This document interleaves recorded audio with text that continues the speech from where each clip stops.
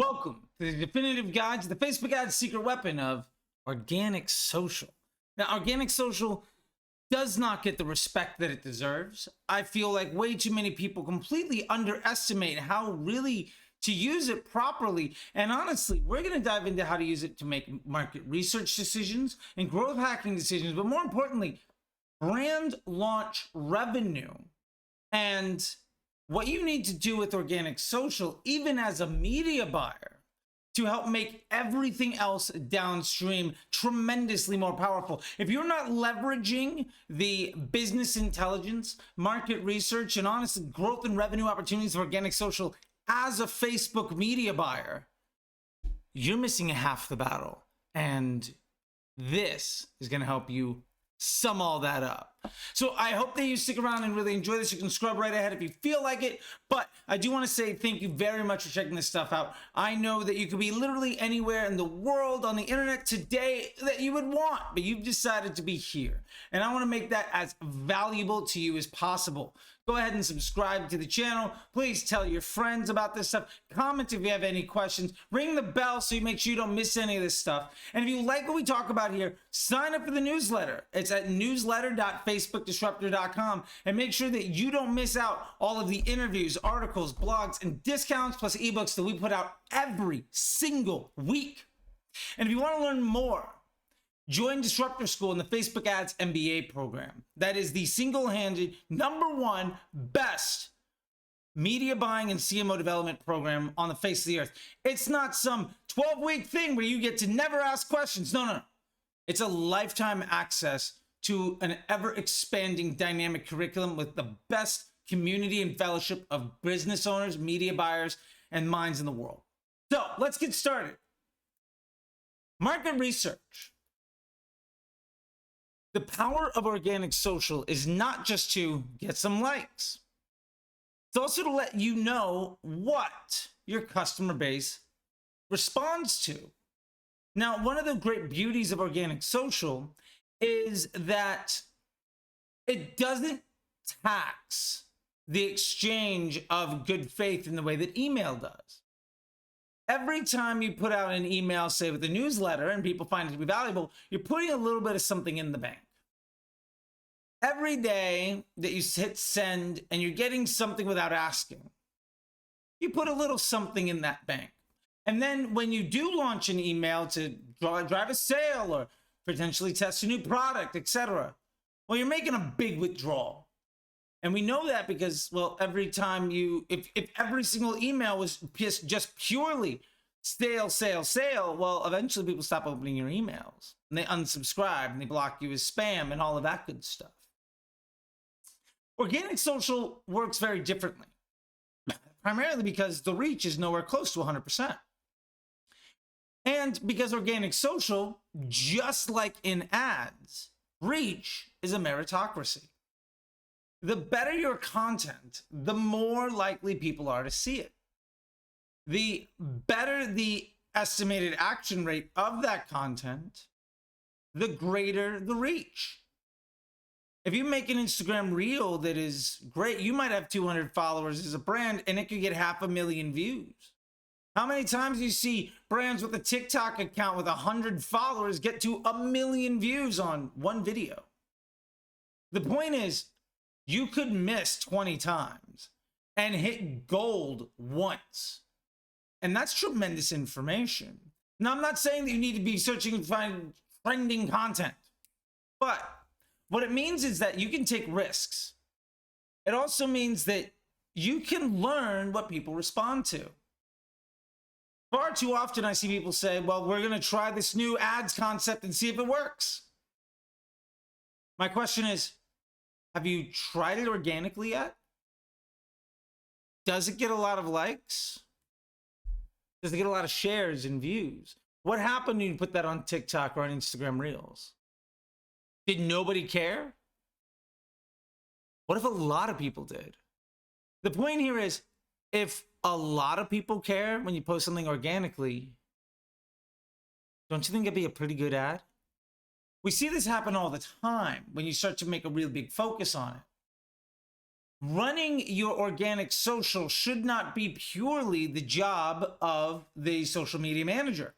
It's actually a really, really good market research device to understand what type of messaging people want, what words they respond to. If you decide to do copy testing with the caption of your Instagram account, maybe you notice that certain types of videos on YouTube get a ton more plays. Is there a type of content that gets a ton of comments on TikTok? Maybe those are good ideas to run as ads. I'm not saying that your ad strategy should solely be based on your organic social. What I'm saying is that the algorithm is the exact same. The organic social algorithm of who gets to see what, especially now with full screen vertical video, where platforms are aggressively suggesting content from people and brands that you've never heard of before. Learning what gets people interested organically directly relates to what's going to get you a better CPM with paid media. Because remember, paid ads is just organic content where you're paying for that earned reach instead of earning it. So we have to understand that there's a tremendous opportunity to test ad concepts. There's a tremendous opportunity to check out headlines and descriptions and calls to action and hooks. Maybe do some product testing. If instead of tanking your entire email account just to see how people respond to new words, or letting one email potentially decide new copy, or trying to do landing page to understand how people respond, or just spending a lot of money taking wild guesses, you could just post organically. You could post a couple times a day if you wanted. And then you say, well, how are we supposed to get that much content? How many ads did you test last week? How many ads did you run over the last month? How many of them did you use for anything in organic? Vice versa. How many of your organic posts did you actually even run as ads? If you're struggling on creative for ads, but you've got a strong organic social presence, why aren't you using it? You already know what people respond well to. You already have a really, really good idea of, well, what earns attention? What does well? What's gonna get likes and comments and shares and views? You don't have to guess. You already have the information. Now, if you're really smart, you'll start to break those things down into the content pillars that were probably designed by that social media manager for the organic effort anyway. Those are your paid ad concepts. You can make a dynamic creative of just those concepts. And well, while you can't guarantee that what worked organically is going to be a great ad, you can be damn sure that what does really, really well organically is going to give you a leg up in the testing market, and honestly give you a much better estimated action rate on average than a completely new guess. And it's a lot cheaper to try it that way. So my point here is, let the organic social be a market research device. And why not let the organic social and the paid social teams communicate, help each other out? Maybe you've got an ad that is just killing it. Why not run that as an Instagram post? Why not put that on TikTok? Why not have that on Pinterest? If you know that it works well, why aren't you using it? I can't tell you how many brands where there's literally no connection between the social on paid and the social on organic.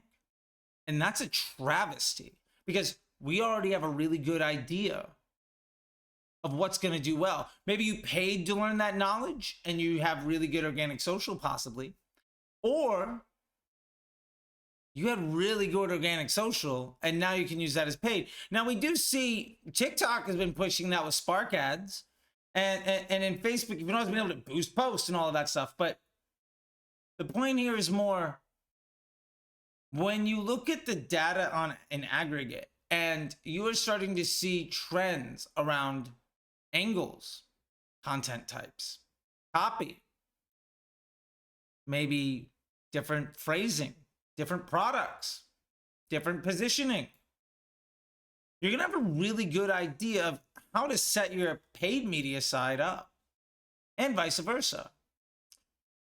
Where I see brands exceptionally crush is when there's almost no line between social and paid and social and organic. And to that point, you see a lot of the content on the landing pages too. Now, where I see this being done absolutely the best is in the really good cutting edge apparel companies that are just embracing this stuff. There's a great brand, Picnic, that's doing like food-based shirts. Picnic, their organic social feed and their paid media is basically the same thing. Black Milk Clothing's been doing that for nearly a decade. Dandy Del Mar does it. Wicked Clothes does it. There's a lot of really good brands that are doing that. And my point is, why aren't you? Do you think you legitimately have a reason to say, I'm not going to connect my organic and my paid, even though they're both working in the exact same system that works the exact same way for the exact same types of content and appeal to the exact same users? And what happens when somebody starts to see a paid ad that looks a lot like an organic post? They kind of respond to it a little bit better. To use your organic as market research and vice versa, or you're going to miss out on a lot of easy money. I hope that's helpful for you. And if you have any questions about that stuff, please comment below. Let me know what it is and share this with your friends. Don't forget to subscribe to the newsletter and to the channel. And again, I'm here to help you out, and I want you to understand how else to grow your business. With that being said, let's get to the second part of this, which is growth hacking. Organic social for growth hacking is a tremendously valuable way to help your paid media effort. Now, I hear you saying, well, what does one thing have to do with the other? Well, where do you think that audience is coming from? Remember, Facebook, even your first ad is a retargeting impression. That's not up for debate. Even if it's the very first thing you've ever done as a brand, Facebook's still showing that ad to somebody based on their other behavior. They're retargeting that user for their journey. Now, that doesn't necessarily mean they're retargeting from your brand, but let's be fair, Facebook doesn't really care about your brand. They're trying to care about their customers, their user base. Monetizing that attention and keeping that attention, retaining attention for profit is Facebook's business model. And that optimized CPM environment basically completely rewrote what social media was. And the best social media platforms on the planet basically are some version of that. That's what we call optimized CPM. So when you start doing growth hacking efforts, and some of which people are like, oh, that's really shady, I don't like when it happens. Like, okay, well, if it makes money, who cares? Simple things even like,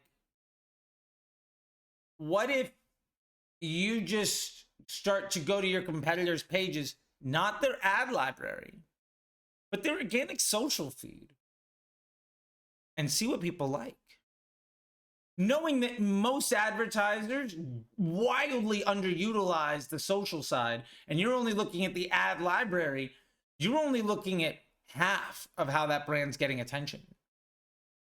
And there are a lot of brands where the organic social could be killing it, even though they're not able to make paid work. There are a lot of brands that focus on getting UGC, and we all know what that looks like. You know, I mean, I remember when it was influencer marketing. I remember when it was buying access to celebrity pages back in 2016, 2017. And I had a 6-figure monthly budget to do that. And we'd whitelist to it, and we'd get the ads, and we'd make content. We'd run it from their account. I launched the blueprint for that stuff back in 2017, 2018. And it's great to see it really become popular now. But that's old hat. And if people are not even employing that strategy enough, what information do you think you're missing in looking at competitors' Instagram or their TikTok account? Have you gone to your competitors' pages and seen what content they post that ultimately does really well and doesn't look like yours? What words are they using? What content types are they using? What's the branding, the positioning, the angles? If somebody else is already investing a lot of effort and they're doing a lot better than you, why not steal it from them? Why not make it something that ultimately you are able to leverage for your benefit? The point here is, when we do growth hacking on organic social, we can understand what people are doing. Now, I've just talked about the research into what they're doing. Let's get into some of the growth hacking efforts. Who's to say that you don't start going in and just engaging with everybody who's engaged with your competitors? Why not just give them a follow? People really dislike the follow and follow method, but I'll tell you, it works. Following an account on social media is pretty much just like hanging a flyer on somebody's door. Each one is kind of useless, but when you do it to an entire neighborhood or an entire city or an entire marketplace or the customer base of a competitor, they're going to know who you are. And you might feel really disgusting by it. Okay, great. So pay money to get them instead. How much money are you willing to invest in hopefully getting your competitors' customers to see you versus just going and knocking on their door for free?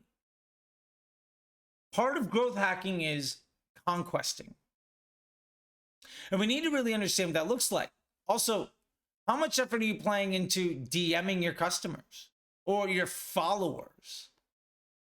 How much effort are you putting into having conversation with them that is something other than just customer service? Is it zero? Do you think that that's actually a good investment? Would you rather pay more money testing ads that you're not quite sure work to a landing page that you're hoping does a good job, or invest time, maybe 15, 20 minutes a day even, going through and having conversations with your customers? And it might not be on the phone. But what if you just started DMing your followers? What if you started DMing people that comment on your posts? What if you start following the people that engage with their competitors? What if you start DMing the people that engage with their competitors? What if you start trying to grow your business without having to pay for every inch, instead of take advantage of the work done by somebody else?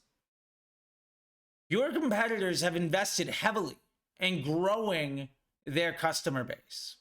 And there's going to be this big lie really coming over the next few years about, well, it's a recession, times were easy during COVID, blah, blah, blah, Facebook is hard, iOS 14, all of this nonsense. Excuses to further a victim mentality. And I'm not here for a second of it. Your business isn't going under because of a recession. Your Facebook isn't getting worse and your business shrinking because of iOS 14. No, somebody's doing better work than you and stealing your market share. And as we see this time where a lot of other brands will play defense and bring everybody inside of the castle, you can pillage the entire kingdom. That's an opportunity. Even if it's paying a VA $20 a day to follow 100 folks from a competitor and DM every single person that follows you, and try to have somebody in your customer service department reach out to people that engage with your content. Like, hey, I saw that you really like this. We're going to think about putting more of this stuff out. What do you really dig about? Like, why not have that conversation? Why not document that conversation? Why not use your customers and potential customers' words and the customers of your competitors' positions and motivations as content for your business? The point is, why aren't your headlines the pain points that your competitors' customers have? Why aren't you reaching out and figuring out what content works well for them and why? to another point here, if you invested nearly as much time and effort into growth hacking for your business, not just to get followers, but to get market research and business intelligence, if you spend as much time doing one as you could the other, your ads will be running a lot better. Not only that, but remember, because every ad is effectively a retargeting ad, why pay to make that first impression? If you're reaching 100 people a day and your content and you're having conversations with a couple dozen people a day, and your content looks and feels like the really popular content from your competitors, so that you get more and more of the market share of their customer base, when you're actually running ads, do you legitimately think Facebook won't target those individuals who are talking with you? Was a complete stranger likely to have a better estimated action rate than somebody who's been inside of your DMs? The point is, if you're not treating growth hacking on organic social as a really great way to lower your CPA on paid media, you're kind of missing the boat. And the cost benefit analysis is tremendous. How much do you think it would cost you to get somebody to do half the things that we talked about? Versus how much longer are you willing to have an ad account whose performance doesn't make you feel warm and fuzzy? I'm just saying. And if you have questions about how to do that stuff, please feel free to DM me. Let me know. Comment below if you need more trips to that, because I've been a growth hacker for a decade or more. And like, you need to understand that piece, because it is organic first. And yes, inside the Facebook Ads MBA program, we cover this stuff all the time. Now, the last thing I want to get to is brand launch revenue. Every single day, I get DMs from folks of saying, I'm trying to launch a brand. I can't make the Facebook ads work. First off, I'm not surprised at all. Using Facebook ads to amplify a business that does not yet have a positive cash flow or any cash flow is an extraordinarily expensive way of crushing your dreams. And I mean that. The point here is, why are you not, all those growth hacking things that we talked about, those are sales opportunities. Why are you not running lives where you can tell somebody, hey, comment below, and then use a ManyChat growth, a growth tool of a comment to opt in to start growing a chatbot audience where you can get emails and CRM information like SMS off of everybody that showed even a mild level of engagement. If they say that email is probably the most profitable way of reaching people, which it is, you can't scale email with email alone, but you could be getting 10 new email addresses a day or 100 for roughly the same cost as selling one product. Especially if you don't have ads figured out. The amount of money and time it would take you to ultimately lose money selling a product with a Facebook ad because you don't have the rest of the stuff figured out yet. That time and energy could have been spent gathering hundreds of email addresses. Let me ask you this. Are you currently running basically long form video content from a social media page where you can retarget the video viewers? Or more importantly, tell them to comment below for an exclusive offer, and then in the chat flow, give them something that's going to make them buy today and give you their CRM database. Even if they don't, they give you all their CRM information for your database that helps you monetize them tomorrow and next year. We would do this stuff at 310 Nutrition and Cashmere Collections. I've done this stuff at brands for many, many years. And what we would do is effectively have like maybe once a month even. Maybe you're in a drop model business. Stop running ads for the drop. Do your own little like 5 to 10 minute QVC. Do your own video and tell people, hey, comment below for an exclusive thing or to get this offer, whatever it is. This is only available to people to comment below. The page isn't even indexable. If you want to get it, you have to get an exclusive link from us. Comment below to get it. Great. Now just run a video view campaign on it. You know how cheap it is to run a video view campaign? A lot easier than it is to try to be successful when you don't have the budget to get a one Facebook ad campaign out of the learning phase. When you're working about brand launch, you have to use all of the tools. Understand that paid media is the amplification of a good business model that has cash flow. Do not spend money on ads if you can't afford to lose that money. My point here is you could be following the competitors, following the followers of your competitors. You could be stealing their content ideas. You could be deep in the DMs, and you can automate almost all of this stuff. You could be doing a 10-minute QVC type video once a week, building CRM databases and amplifying it for like $5-10 a day. You could be generating cash flow and getting customers to your site, and then maybe just launching a DPA ad. And that DPA ad now gets you even more cash flow to monetize that attention even better. Maybe you launch Google Shopping. Maybe you start to figure out what products people like and which products they don't like. And because you're using your organic social to market research stuff, you start to understand what type of content people really appreciate to sell those products. And then once you have developed the cash flow through all of this other stuff of organic growth hacking, and you're getting your brand launch revenue in line for basically pennies on the dollar, then you can start to invest that profit into paid ads to sell the products that the people have already told you they want, using the ads that you've already proven work based off of the content that has already garnered you a ton of attention.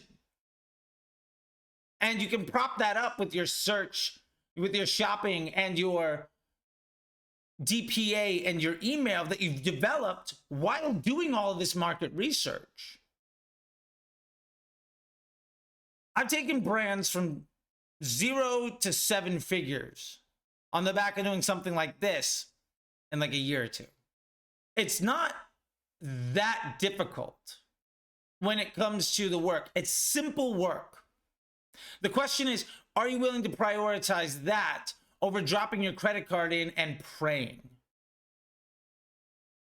That's a choice that's up to you. Now, if you want to know more about that stuff, please comment below, DM me. I've been doing this stuff for years. None of this is new. Almost all the tools to do this stuff are extremely cheap, if not free. Like if you're not automating DMs inside of Twitter, if you're not following people, which takes you 5-10 minutes on your device, if you're not having comment to opt-in growth chatbot things on side of your things, which I mean, ManyChat is effectively $0 to get started on kind of stuff. If you're not using tools like Publer to blast out good content across every single channel, to use market research to understand what type of content and what type of concepts, and ultimately what words and videos and images work well for your ads, then you're working way too hard. And you're not getting nearly the results that you deserve. And if you want to know more about how to do this stuff, sign up for the newsletter at newsletter.facebookdisruptor.com. If you want to know more about how I've been teaching this stuff with business development and strategies that work in an omni-channel fashion where you get lifetime support, not only from me every single week, but from a giant community that you have access to forever, with a curriculum that is added to every single week, where it's not some pre-recorded nonsense from somebody who's going to make you a master of everything in 2 months and then never answer a question, a DM, and then kick you out. If you want to make an investment because you don't have this stuff down, and the growth of your business and your skill set and your confidence and your cash flow and your happiness and your success for the rest of your time in business, hey, check out the Facebook Ads MBA program at mba.facebookdisruptor.com. I'd love to talk with you about it. Yeah, it's an investment. How much longer do you want to not be good enough? And do you really think that the other folks that run ad agencies where you've already learned the ad agencies kind of don't have your best interest at heart and kind of don't know what they're doing. Why would you trust somebody that runs an ad agency you already know not to trust? Why would you pay them for a few weeks access to pre-recorded material where they're not going to hop on and help you, where there's no community, and where that's effectively an effort to supplement their inability to make the agency work by taking advantage of you one-on-one? If they were really that good, hire them as your agency. And you never need to watch one of these videos again, because apparently you found the people that are good at everything all the time. The complete illegitimacy of that model is why I got into this stuff, into teaching.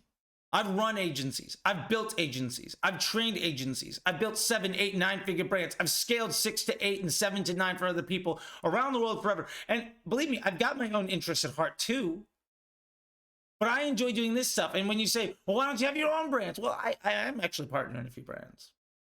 But I also know what I'm really, really good at. And I know what I never want to do again. You can leverage that, along with everybody else around the world that has also decided to leverage that with lifetime access, if you want to take that route. It's not to be a commercial for that. That's not why I'm here. I'm just telling you that there's a world full of information that I'm not seeing 95% of people talk about. And the last golden rule I'll leave you with is, the people that talk on stage all the time, the people that are really popular, the people that give advice all willy-nilly all the time, 99% of them are terrible at doing the work. And what they're telling you is prepped decks from the previous months or years of the work of their team. And their team is no better than you, because the majority of them also went to YouTube and Twitter D2C University. You deserve better. You can do better. And if you're here 32 minutes in, you know it. With that being said, YouTube thinks you might like a couple of these videos. Don't be afraid. Go ahead and subscribe, and I'll see you on the internet. Bye.